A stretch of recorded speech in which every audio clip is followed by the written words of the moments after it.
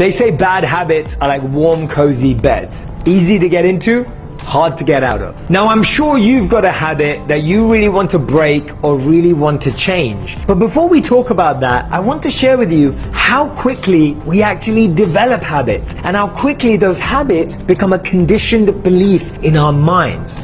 This won't take long. I remember this video that went viral around 2 years ago where this young girl around 2 years old started to crawl and walk in her parents' living room. She went up to the television screen and she decided to try and get it to swipe. She started doing this with her little hands and fingers, hoping that the television screen would swipe. To her complete bewilderment, the television screen did not swipe. Oh, come on. All of a sudden, tears started to run down her eyes because she, in her 2-year-old life, had never come across a screen that didn't swipe. It doesn't work. What do you mean it doesn't work? It doesn't work. She probably used her parents' iPad or laptop. She used her parents' screen, and she'd been seeing screens swipe for 2 years, but this screen did not swipe.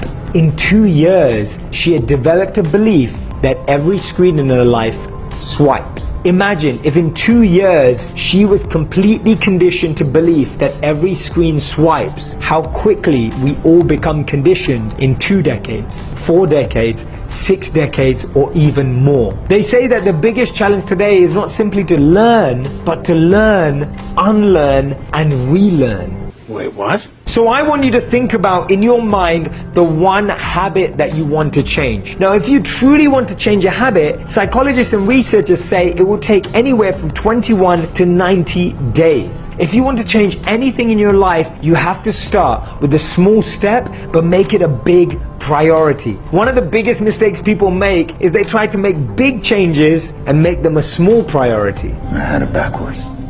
So, here are some of my best tips on how you can change your habits starting today. One of the first things you want to do is see the trigger for your bad habit. If you feel that you eat too much junk food or you're not consuming the right things for your diet, the reason for those are usually boredom, staying in one place, and not having an active lifestyle. Try and identify the trigger and start becoming aware of why it is, where it is, and how that bad habit is actually coming about.